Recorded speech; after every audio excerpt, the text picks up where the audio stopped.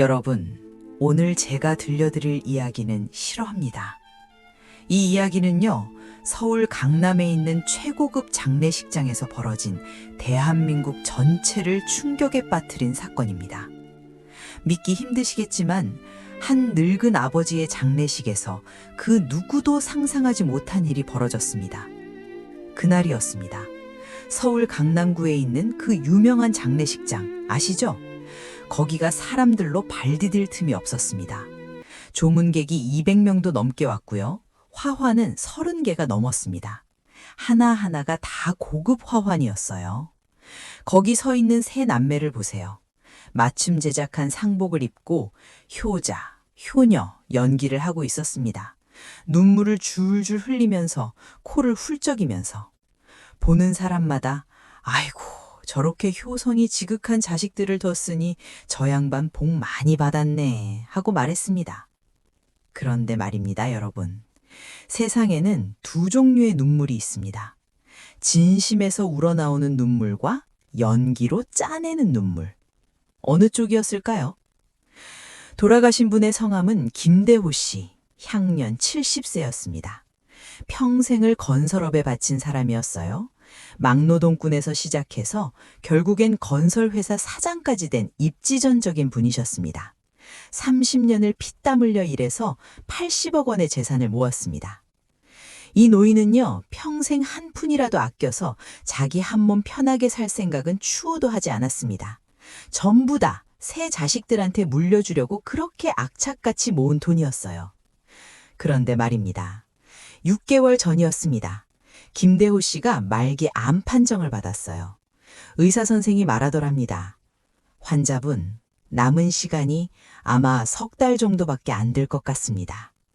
그날 밤, 김대호 씨는 병실 침대에 누워 있었습니다.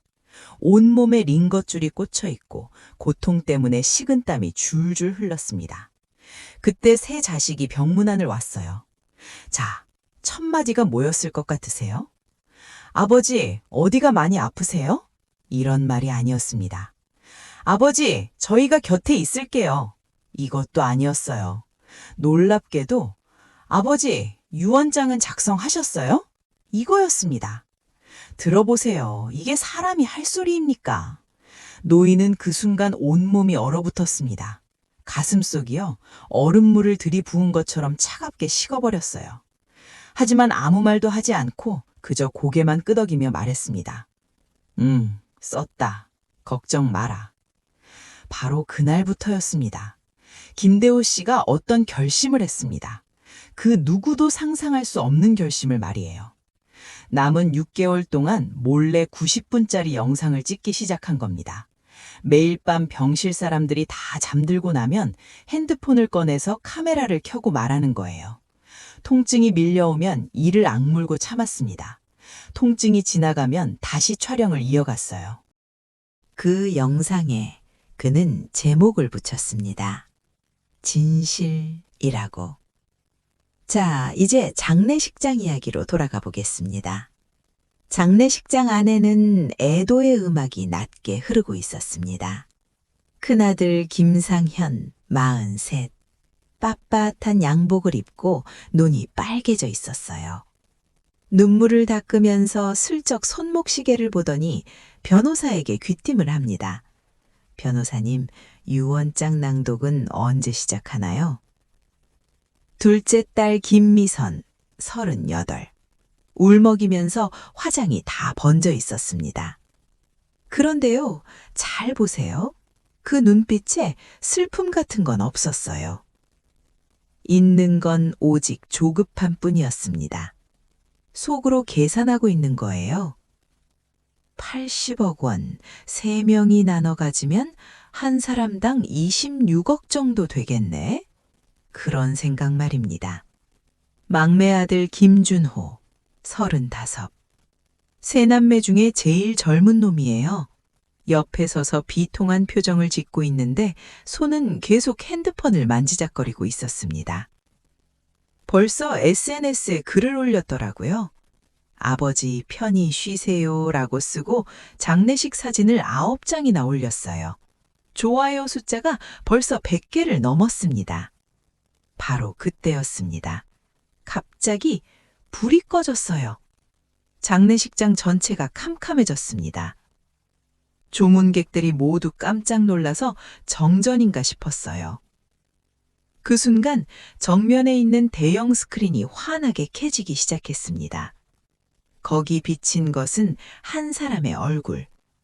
김대호 씨의 얼굴이었습니다. 그 얼굴은 뼈와 가죽만 남아서 앙상했지만 눈만은 이상하리만치 맑고 예리한 빛을 뿜어내고 있었어요. 그가 카메라를 똑바로 바라보면서 천천히 입을 열었습니다. 친지 여러분, 친구 여러분, 제 장례식에 와주셔서 감사합니다. 장례가 쥐 죽은 듯 조용해졌습니다. 오늘은요, 이 자리를 빌려서 여러분께 진실을 말씀드리고자 합니다. 제가 어떻게 살아왔는지, 그리고 어떻게 죽게 되었는지, 그 진실 말입니다. 세 자식의 얼굴이 쏴악 하고 백지장처럼 하얗게 변했습니다. 영상은 계속됩니다. 김대호 씨의 목소리가 식장에 울려 퍼집니다. 저는 6개월 동안 이 영상을 찍었습니다. 항암 치료를 받고 돌아와서 침대에서 고통으로 몸부림칠 때마다 카메라를 켰습니다. 제 자신에게 말했어요. 김대호, 너는 견뎌야 한다. 진실을 말해야 한다고요. 먼저 큰아들 이야기부터 하겠습니다. 상현아, 너한테 회사를 물려주려고 했다.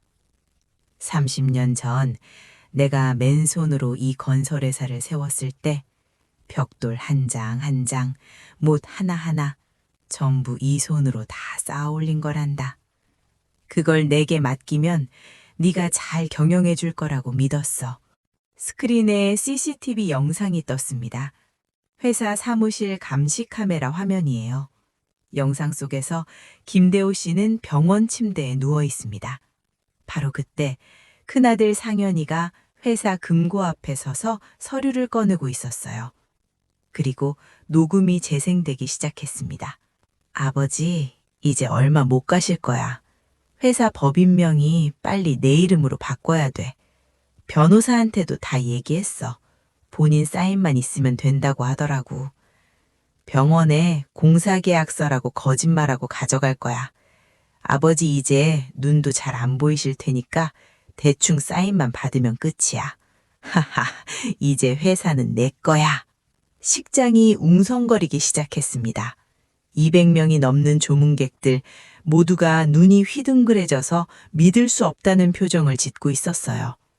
큰아들 상현이는 얼굴이 백지장처럼 하얗게 질렸습니다. 이마에서 굵은 땀방울이 주룩주룩 흘러내렸어요.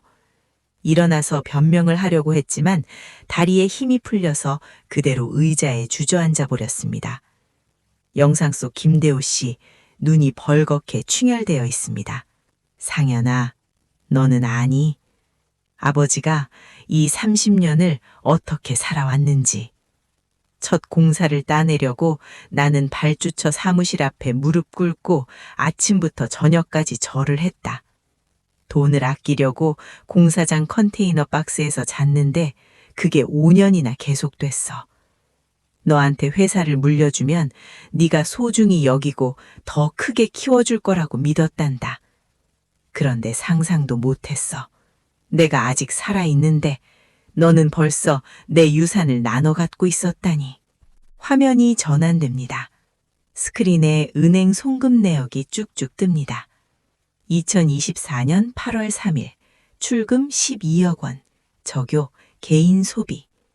2024년 8월 15일 출금 8억 원, 적요 투자. 2024년 9월 1일 출금 15억 원, 적요 부동산 구입. 이 돈 전부 네가 회사 계좌에서 빼돌린 거다. 투자한다고 했지만 전부 내 주머니로 들어갔어. 회사는 지금 파산 직전이야. 그런데 너는 벌써 내 도망갈 길을 다 만들어 놨더구나. 큰아들의 얼굴색은 이제 하얗다는 말로는 표현이 안 됩니다. 청자색으로 변했어요. 주변 조문객들은 그에게서 한 발짝씩 물러섰습니다. 마치 그가 전염병이라도 옮기는 것처럼 말이에요. 영상은 멈추지 않습니다. 이제 딸 미선 이야기를 하마. 김대우 씨의 목소리에는 끝없는 슬픔이 담겨 있었습니다. 내 평생에 제일 예뻐한 게 너였어. 어렸을 때 달고나 사 먹고 싶다고 하면 아빠가 삼복더위에 3km를 걸어가서 사다 주었지. 대학교 붙었을 때는 기뻐서 사흘밤을 잠도 못 잤어. 만나는 사람마다 우리 딸 대학 붙었어요 라고 자랑하고 다녔단다. 스크린에 새 영상이 떴습니다. 병원 병실에서 미선이가 아버지 침대 옆에 무릎 꿇고 목이 메어서 울고 있었어요. 아버지, 제발요. 남편이 암에 걸렸어요. 수술비가 5억 원 필요해요. 우리한테 그런 돈 없어요. 아버지, 제발 우리 좀 살려주세요. 화면 속 김대호 씨 떨리는 손으로 베개 밑에서 통장을 꺼냅니다. 이게 아빠 퇴직금이다. 모두 합쳐서 5억 2천만 원 있어. 다 가져가라. 반드시 네 남편 살려야 한다. 미선이는 통장을 받아들고 눈물을 흘리며 말합니다. 아버지, 아버지는 제 은인이세요. 평생 잊지 않을게요. 여기까지 보고 식장의 조문객들은 모두 눈시울이 붉어졌습니다. 얼마나 아름다운 부녀간의 정인가 하고 생각했어요. 그런데 다음 순간 나온 영상에 모두가 말문이 막혀버렸습니다. 화면이 마카오 카지노 감시 카메라 영상으로 바뀌었어요. 시간 표시, 미선이가 돈을 받은 다음 날. 화면 속에서 미선이는 빨간 섹시 드레스를 입고 슬롯머신 앞에 앉아 있었습니다. 담배를 피우면서 미친 듯이 버튼을 눌러대고 있었어요. 버튼을 누를 때마다 수천만 원씩 날아가고 있었습니다. 옆에는 친구들이 몇 명 서 있고 다들 샴페인 잔을 들고 깔깔대고 웃고 있었어요. 미선아, 니네 아버지 진짜 좋으시다. 5억을 그냥 주시네. 당연하지. 나 외동딸이야. 아버지 돈 어차피 다 내 거 될 건데 뭐. 자자, 오늘은 미선이가 쏜다. 아침까지 실컷 놀자고. 화면 하단에 자막이 뜹니다. 5억 원, 6시간 27분 만에 전액 소진. 식장이 폭발했습니다. 말도 안 돼. 진짜야? 5억 원이라고 노인네 평생 모은 돈을. 남편은 멀쩡했어. 다 거짓말이었던 거야. 미선이의 얼굴은 공포로 창백하게 변했습니다. 일어나서 도망치려고 했지만 다리가 납덩이처럼 무거워서 전혀 움직일 수가 없었어요. 영상 속 김대우 씨, 목소리가 떨립니다. 미선아, 그 5억 원은 말이다. 아빠가 10년 동안 모은 퇴직금이었어. 사실은 내 병이 안 나으면 적어도 좋은 관이라도 하나 사려고 했던 돈이야. 그런데 네가 울면서 네 남편이 암이라고 하잖니. 내가 어떻게 딸을 모른 척 하겠니? 네가 돈 받아간 다음 날 나는 병원에 항암 치료 받으러 갔어. 의사 선생이 말하더라고. 이번 치료비가 3천만 원이라고. 나는 돈이 없는데 며칠만 기다려 주실 수 있나요? 라고 부탁했지. 의사 선생이 나를 보더니 한숨을 쉬고 그럼 치료를 포기하셔야겠네요. 라고 했어. 나는 병원 복도 의자에 누워서 링거를 맞으면서 창밖 하늘을 봤단다. 생각했지. 그 5억 원 네게 줘야 했을까? 만약 내가 가지고 있었다면 적어도 몇 달은 더 살 수 있었을 텐데. 하지만 네 남편 목숨을 살리는 거라면 그것도 값어치 있다고 생각했어. 그런데 나중에 어떻게 진실을 알았는지 아니? 사람을 시켜서 알아봤지. 네 남편은 멀쩡하더라. 병 같은 거 없어. 그 5억 원 너는 하룻밤 만에 다 도박판에 날려버렸어. 그 순간 말이다. 나는 침대에 누워서 천장을 바라보면서 눈물이 멈추지 않았어. 5억 원이 아까운 게 아니야. 슬펐던 건 내 딸이 어떻게 이런 사람이 되어버렸을까 하는 거였단다. 식장의 조문객들은 손으로 입을 막고 우는 사람, 고개를 저으며 한숨 쉬는 사람들 뿐이었습니다. 그리고 미선이는 이미 바닥에 쓰러져서 온몸을 떨고 있었어요. 마지막으로 막내 아들 준호 이야기다. 스크린에 연속된 영상들이 떴습니다. 고급 백화점 안에서 준호가 화려한 화장을 한 여자의 팔짱을 끼고 루이비통 매장에 들어갑니다. 제일 비싼 가방을 가리키면서 이것도 저것도 그것도 다 포장해 주세요. 점원이 조심스럽게 묻습니다. 손님, 이 세 개 합하면 2억 8천만 원인데 괜찮으세요? 준호가 손을 휘저으며 카드로 긁어요. 우리 아버지 건설업 하시거든. 돈 썩어 나가요. 화면이 고급 레스토랑으로 바뀝니다. 준호와 친구들이 테이블 가득 고급 요리를 놓고 수십 병의 고급 양주를 따고 있었어요. 그는 여자친구를 껴안고 취해서 말합니다. 형님들, 오늘 마음껏 드세요. 이 밥값 제가 낼게요. 3억쯤이야 아무것도 아니에요. 우리 아버지 카드 한도가 없거든요. 화면이 또 부동산 중개소로 바뀝니다. 준호가 아파트 분양 계약서에 사인하고 있었어요. 영업사원이 웃으면서 말합니다. 김준호님, 이 아파트는 120평형이고 총액 32억 원입니다. 정말 좋은 선택하셨어요. 준호의 여자친구가 그의 어깨에 기대면서 교태를 부립니다. 오빠, 최고야. 준호가 으스대며 웃습니다. 이까짓 거 아버지 유산 들어오면 너한테 스포츠카도 사줄게. 영상 속 김대호 씨 목소리에 피로가 가득합니다. 준호야, 이 돈이 어디서 나온 건지 아니? 전부 내 계좌에서 빠져나간 돈이야. 나는 네가 무슨 급한 일이 생겨서 돈이 필요한 줄 알았어.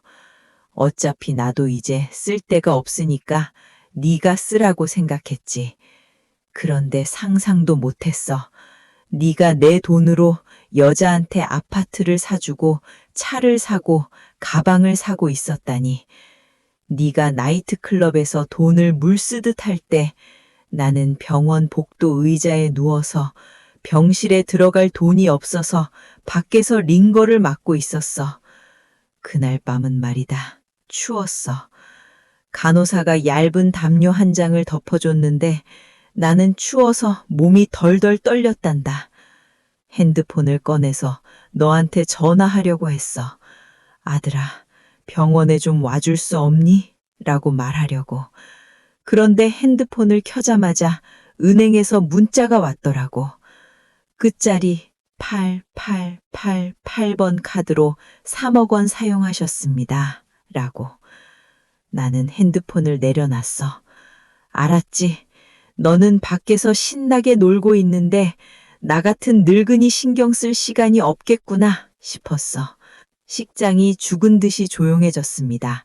모두가 단상 위에 있는 세 사람을, 그 그럴싸한 옷을 입은 자식들을 쳐다보고 있었어요. 누구도 상상하지 못했습니다. 겉으로는 번듯해 보이는 이 가족이 속으로는 이런 진실을 품고 있었다니 말입니다. 이제 여러분께 녹음 하나를 들려드리겠습니다. 이건 석 달 전 제가 병실에서 녹음한 겁니다. 스크린이 어두워지고 소리만 남았습니다. 새 자식의 목소리가 병실 문 밖 복도에서 들려옵니다. 큰아들 상현. 아버지, 이번엔 진짜 오래 못 가실 거야. 의사 말로는 석 달이 한계래. 둘째 딸 미선. 석 달이라. 유산은 언제쯤 나눠 가질 수 있을까? 막내 아들 준호. 내 생각엔 우리 셋이서 한 명당 20억에서 30억은 받지 않을까? 나쁘지 않은 금액이지. 상현. 중요한 건 회사야. 회사가 진짜 큰 돈이거든.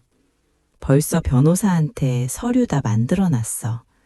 아버지 돌아가시면 바로 회사 명의를 내 이름으로 바꿀 수 있게 해놨어. 미선. 오빠, 우리도 잊지 마. 상현. 걱정 마. 너희 목도 다 있어. 근데 먼저 말해두는데 회사는 내가 받는 거니까 내가 제일 많이 가져가는 거야. 이의 없지? 준호. 오빠, 우리 남매 아니야. 네 거, 내 거 그런 거 없어. 돈만 들어오면 되는 거지. 세 사람의 웃음소리가 복도에 울려 퍼졌습니다. 갑자기 웃음소리가 멈췄어요. 미선이가 작은 목소리로 말합니다. 근데 아버지한테 들리는 거 아니야? 상현. 들릴 리가 없어. 주무시고 계셔. 그리고 설령 들었다고 해도 어쩔 건데. 유산은 법으로 정해진 거야. 안 주고 싶어도 줘야 돼. 녹음은 여기서 끊어졌습니다. 제가 이어서 작성해 드리겠습니다. 식장의 조문객들은 분노로 몸을 떨고 있었습니다. 누군가 소리쳤어요. 저런 인간들이 어떻게 자식이라고. 세 남매는 이제 고개를 들 수가 없었습니다. 사방에서 쏟아지는 비난의 눈길이 그들의 온몸을 찌르고 있었어요. 영상은 계속됩니다. 김대호 씨의 얼굴이 다시 화면에 가득 찼습니다. 하지만 이번엔 그 얼굴에 분노가 아니라 깊은 슬픔이 담겨 있었어요. 나는요, 그날 밤 경실 침대에 누워서 천장을 바라봤습니다. 눈물이 주르르 흘러내렸지만 아무 소리도 내지 못했어요. 왜냐하면 너무 슬퍼서 목소리조차 나오지 않았거든요. 평생을 일했습니다. 이 늙은이가 무슨 재주가 있었겠어요? 몸뚱이 하나로 건설 현장에서 시작했습니다. 아침 5시에 일어나서 밤 11시에 집에 들어왔어요. 30년 동안 단 하루도 쉬지 않았습니다. 손을 보세요. 화면에 김대호 씨의 손이 클로즈업 됩니다. 굳은 살로 뒤덮인 쭈글쭈글한 손이었어요. 손가락 마디마다 상처가 있었고 손톱은 깨져서 거칠었습니다. 이 손으로 벽돌을 쌓았습니다. 시멘트를 날랐어요. 여름에는 뜨거운 햇볕 아래서, 겨울에는 얼어붙은 추위 속에서 일했습니다. 한 번은 비계에서 떨어져서 허리를 다쳤어요. 병원 갈 돈이 없어서 침대에 누워서 사흘을 끙끙 앓았죠. 그래도 나흘째 되는 날 다시 일어나서 일터로 나갔습니다. 왜 그렇게 살았냐고요? 김대호 씨. 눈물이 뺨을 타고 흘러내립니다. 자식들 때문이었어요. 내 자식들은 나처럼 고생하지 않았으면 좋겠다고 생각했어요. 좋은 학교 보내고 좋은 옷 입히고 좋은 집에서 살게 해주고 싶었습니다. 그래서 내 한 몸 편하게 살 생각은 추호도 하지 않았어요.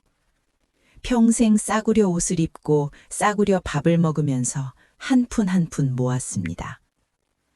상현아, 너 기억하니?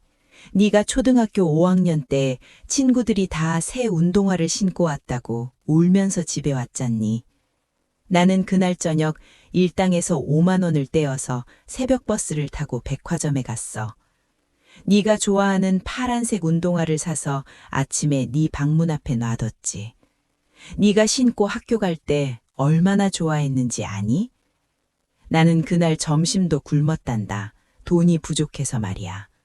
하지만 행복했어. 네가 웃는 모습을 봤으니까. 큰아들 상현이 고개를 떨구고 몸을 떨었습니다. 눈물이 뚝뚝 떨어지고 있었어요. 하지만 이건 연기가 아니었습니다. 진짜 눈물이었어요. 미선아, 너도 기억하겠지. 네가 대학교 입학식 날 아빠가 새 정장을 사입고 갔잖니. 너는 아빠 오늘 멋있어요 라고 했어. 하지만 너 모르지? 그 정장 20년 된 헌옷 가게에서 2만 원 주고 산 거였어. 너한테 새 옷 사주느라 내 옷 살 돈이 없었거든. 하지만 괜찮았어. 네가 행복하면 그걸로 충분했으니까. 둘째 딸 미선이 두 손으로 얼굴을 가리고 흐느껴 울기 시작했습니다. 준호야, 막내 아들. 네가 군대 갔을 때 아빠가 매달 30만 원씩 용돈을 보냈지. 너는 다른 친구들보다 많다고 좋아했어. 하지만 너 모르지? 그 돈 마련하려고 나는 저녁밥을 안 먹었단다. 한 달에 하루도 빠지지 않고 저녁밥 대신 물만 마시면서 버텼어. 그래도 괜찮았어. 네가 편하게 군 생활하는 게 중요했으니까. 막내 아들 준호도 이제 완전히 무너져 내렸습니다. 바닥에 쓰러져서 목 놓아 울고 있었어요. 영상 속 김대우 씨 잠시 말을 멈추고 숨을 고릅니다. 너무 오래 말해서 호흡이 힘겨운 게 보였어요. 여러분, 저는요, 자식들을 원망하지 않습니다. 이 말에 식장의 모든 사람이 깜짝 놀랐어요. 저는 단지 슬플 뿐입니다. 내가 평생을 바쳐서 키운 자식들이 결국 이렇게 돈에 눈이 멀어버렸구나 하는 게 슬픈 거예요. 내가 잘못 가르쳤나 봅니다. 아이들에게 돈을 주는 것만 생각했지 어떻게 살아야 하는지는 제대로 가르치지 못했어요. 이 영상을 만든 이유는 복수하려는 게 아닙니다. 여러분께 진실을 보여드리고 싶었어요. 그리고 우리 세 자식에게 마지막 수업을 해주고 싶었습니다. 김대우 씨 카메라를 향해 몸을 기댑니다. 상현아, 미선아, 준호야. 너희가 이 영상을 보고 있다면 아빠 말 잘 들어라. 돈은요, 중요한 게 맞아. 하지만 돈보다 더 중요한 게 있단다. 그건 바로 사람이야. 너희는 돈을 얻으려고 사람을 버렸어. 너희 아버지를, 너희를 낳아준 사람을 버린 거야. 내가 죽고 나면 너희는 유산을 나눠 가질 거야. 하지만 나는 한 가지 조건을 달았어. 유언장에 다 써놨단다. 식장의 모든 사람이 숨을 죽이고 화면을 바라봤습니다. 첫째, 내 회사는 공익법인의 전액 기부한다. 회사 가치는 45억 원이야. 이 돈으로 가난한 건설 노동자들을 돕는 재단을 만들 거야. 상현아, 너는 회사를 물려받지 못해. 네가 그 자격이 없다는 걸 스스로 증명했으니까. 큰아들 상현이 얼굴이 새하얘졌습니다. 둘째, 내 부동산과 예금은 전액 병원에 기부한다. 총 23억 원이야. 이 돈으로 돈이 없어서 치료받지 못하는 암 환자들을 도울 거야. 미선아, 준호야, 너희는 한 푼도 받지 못해. 너희가 내 돈을 함부로 썼듯이 나도 내 돈을 쓸 권리가 있단다. 둘째 딸과 막내 아들 완전히 넋이 나가버렸습니다. 셋째, 내 장례식은 최대한 간소하게 치러라. 이 영상 상영하는 비용 빼고는 장례식에 돈 쓰지 마라. 남은 돈 7억 원은 고아원에 기부할 거야. 너희에게 남겨주는 건 단 하나야. 화면에 작은 상자가 클로즈업 됩니다. 낡은 나무 상자였어요. 이 상자 안에는 편지가 3통 들어있어. 너희 각자에게 쓴 거야.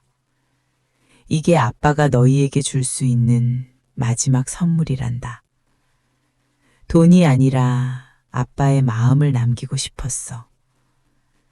영상 속 김대우 씨 눈을 감습니다. 상현아, 미선아, 준호야. 아빠는 너희를 사랑한다. 지금도, 그리고 앞으로도 계속 사랑할 거야. 하지만 사랑한다고 해서 잘못을 모른 척 할 수는 없단다. 너희가 이번 일로 진짜 중요한 게 뭔지 깨달았으면 좋겠어. 여러분, 제 이야기를 들어주셔서 감사합니다. 저는 이제 편히 갈 수 있을 것 같습니다. 진실을 말했으니까요. 영상이 천천히 페이드아웃 되면서 마지막 자막이 떴습니다. 돈은 물려줄 수 있지만 사람 됨은 스스로 만들어가는 것입니다. 김대호, 드림. 불이 다시 켜졌습니다. 식장은 완전한 정적에 휩싸였습니다. 200명이 넘는 조문객, 아무도 말을 하지 않았어요. 그저 단상 위에 앉아있는 세 남매를 바라볼 뿐이었습니다. 큰아들 상현이 천천히 일어났습니다. 그는 비틀거리면서 아버지 영정 앞으로 걸어갔어요. 무릎을 꿇고 영정 사진을 두 손으로 껴안았습니다. 아버지, 아버지. 목소리가 떨렸습니다. 진짜 목소리였어요. 이번엔 연기가 아니었습니다. 저는 인간도 아니었습니다. 짐승만도 못했어요. 아버지가 돌아가시는 순간까지 저는 돈 생각만 했습니다. 한 번도, 단 한 번도 아버지가 얼마나 아프신지, 얼마나 외로우신지 생각하지 않았어요. 그는 영정사진을 가슴에 꼭 안고 목 놓고 울었습니다. 둘째 딸 미선이도 기어오듯이 영정 앞으로 왔습니다.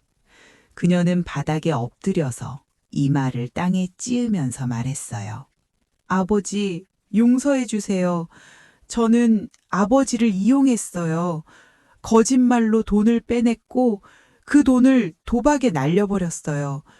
아버지가 병원에서 고생하실 때 저는 카지노에서 웃고 있었어요. 저는 사람이 아닙니다.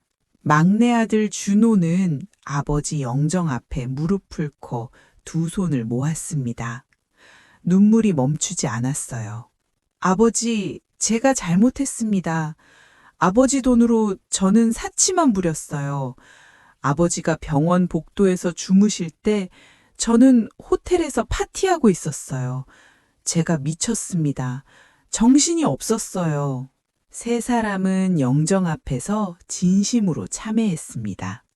그 순간 장례식장 입구에서 한 사람이 들어왔습니다. 나이 지긋한 변호사였어요. 손에 서류 가방을 들고 단상으로 걸어왔습니다. 김대호 씨의 유언 집행인 변호사 박정훈입니다. 고인의 유언에 따라 유산 분배를 공식 발표하겠습니다. 변호사는 서류를 꺼내서 천천히 읽기 시작했습니다. 첫째, 회사 전액 45억 원은 건설 노동자 복지재단에 기부. 둘째, 부동산 및 예금 23억 원은 암 환자 치료비 지원재단에 기부. 셋째, 남은 재산 7억 원은 고아원에 기부. 세 자녀에게 남기는 유산은? 변호사가 잠시 멈추고 세 남매를 바라봤습니다. 없습니다. 식장이 다시 한번 웅성거렸습니다. 하지만 세 남매는 아무 반응도 하지 않았어요. 그들은 이미 알고 있었으니까요. 변호사가 말을 이었습니다. 다만 고인께서는 세 자녀에게 각각 편지 한 통씩을 남기셨습니다. 이제 전달해 드리겠습니다. 변호사는 낡은 나무 상자를 꺼내서 3개의 봉투를 꺼냈습니다. 김상현 씨. 큰아들이 떨리는 손으로 봉투를 받았습니다. 김미선 씨. 둘째 딸이 두 손으로 봉투를 받아들었습니다. 김준호 씨. 막내 아들이 고개를 숙인 채 봉투를 받았어요. 고인의 마지막 부탁입니다. 이 편지는 세 자식이 각자 집에 돌아가서 혼자 읽어주길 바란다고 하셨습니다. 변호사는 인사를 하고 식장을 나갔습니다. 일주일 후, 큰아들 상현이는 아파트 거실에 혼자 앉아 있었습니다. 손에는 아버지의 편지가 들려 있었어요. 그는 오랫동안 망설이다가 천천히 봉투를 뜯었습니다. 편지를 펼쳤습니다. 낡은 종이에 삐뚤빼뚤한 글씨로 쓰여 있었어요. 아버지가 떨리는 손으로 쓴 게 보였습니다. 상현아, 아빠가 이 편지를 쓸 때는 아마 너는 많이 화가 나 있을 거야. 아빠가 너한테 회사를 안 물려줬으니까. 하지만 아빠는 너를 벌 주려고 이런 게 아니란다. 너 기억하니? 네가 6살 때 자전거 배우던 날 넘어져서 무릎이 까졌잖니? 아빠가 약을 발라주면서 상현아, 넘어져도 괜찮아. 다시 일어나면 돼. 라고 말했지. 지금 너는 인생에서 크게 넘어졌어. 하지만 괜찮아. 다시 일어나면 돼. 회사를 물려주지 않은 이유는 네가 스스로 일어서는 법을 배웠으면 해서야. 돈으로 얻은 건 돈으로 잃어버릴 수 있어. 하지만 스스로 일구어낸 건 절대 빼앗기지 않는단다. 아빠는 너를 믿어. 넌 똑똑한 아들이야. 분명히 다시 일어설 수 있을 거야. 사랑한다, 아들아. 아빠가.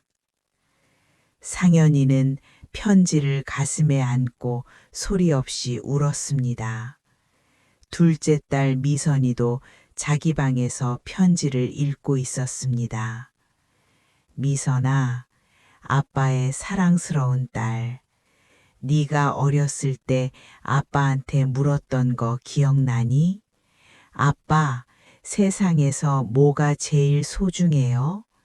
아빠가 뭐라고 대답했는지 기억하니? 사람이지. 사람이 제일 소중한 거야. 미선아, 돈은 다시 벌 수 있어. 하지만 사람은 한 번 잃으면 다시 찾을 수 없단다. 네가 도박에 빠진 걸 아빠는 알고 있었어. 하지만 뭐라고 말할 수가 없었어. 아빠가 너무 바빠서 네 곁에 있어두지 못했으니까. 네가 외로웠을 거야. 그래서 잘못된 길로 빠진 거겠지. 이제는 그 길에서 나와. 다시 시작해. 아빠는 네가 할 수 있다고 믿어. 사랑한다, 딸아. 아빠가. 미선이는 편지를 읽으면서 눈물이 멈추지 않았습니다. 막내 아들 준호도 편지를 펼쳤습니다. 준호야, 아빠의 막내 아들. 네가 태어났을 때 아빠는 너무 기뻤어. 네가 첫 돌 때 아빠가 카메라를 들고 하루 종일 사진을 찍었던 거 기억하니? 준호야, 아빠가 너한테 돈을 안 남긴 이유는 너를 사랑하지 않아서가 아니야. 오히려 사랑하기 때문이야. 돈은 때로는 사람을 망칠 수 있어. 너를 보면 알 수 있어. 돈이 생기니까 네가 허황된 꿈만 꾸고 있더라. 그런 너를 보면서 아빠는 걱정이 됐단다. 이제 돈이 없으니까 네가 스스로 일해야 할 거야. 힘들 거야. 하지만 그 과정에서 네가 진짜 어른이 될 수 있을 거야. 아빠는 너를 믿어. 넌 할 수 있는 아이야. 사랑한다, 아들아. 아빠가. 준호는 편지를 읽으면서 바닥에 무릎 꿇고 울었습니다. 1년이 흘렀습니다. 큰아들 상현이는 작은 건설 현장에서 일하고 있었습니다. 더 이상 사장이 아니었어요. 평범한 현장 감독이 되어 있었습니다. 하지만 그의 얼굴에는 예전에 없던 평화로움이 있었어요. 어느 날 그는 점심시간에 도시락을 먹으면서 하늘을 올려다봤습니다. 아버지, 저 이제 조금 알 것 같아요. 돈이 전부가 아니라는 걸요. 이렇게 땀 흘려 일하니까 밥이 더 맛있어요. 아버지가 왜 그렇게 열심히 사셨는지 이제 이해할 수 있어요. 둘째 딸 미선이는 도박 중독 치료센터에서 상담사로 일하고 있었습니다. 자신과 같은 아픔을 겪는 사람들을 돕고 있었어요. 어느 날 한 여성이 상담을 받으러 왔습니다. 저 도박 때문에 가족을 다 잃었어요. 미선이는 그녀의 손을 잡고 부드럽게 말했습니다. 저도 그랬어요. 하지만 다시 시작할 수 있어요. 제가 도와드릴게요. 그날 밤 미선이는 아버지 사진 앞에 앉아서 말했습니다. 아버지, 제가 이제 사람을 돕고 있어요. 돈이 아니라 진짜로 사람을 돕고 있어요. 아버지가 저한테 주신 마지막 선물. 이제야 알겠어요. 막내 아들 준호는 작은 디자인 회사에서 인턴으로 일하고 있었습니다. 월급은 200만 원 밖에 안 됐지만 그는 매일 열심히 일했어요. 어느 날 그는 편의점에서 삼각김밥을 사 먹으면서 혼자 웃었습니다. 예전에는 200만 원짜리 밥을 먹었는데 이제는 2,000원짜리 김밥이 이렇게 맛있네. 그날 밤 그는 아버지 영정사진 앞에 삼각김밥을 놔두고 말했습니다. 아버지, 제가 이제 이 일에서 밥을 사 먹어요. 제 돈으로요. 이게 이렇게 뿌듯한 줄 몰랐어요. 2년 후, 세 남매는 아버지 기일에 다시 만났습니다. 아버지 묘지 앞에서 그들은 무릎 꿇고 절을 올렸어요. 큰아들 상현이가 말했습니다.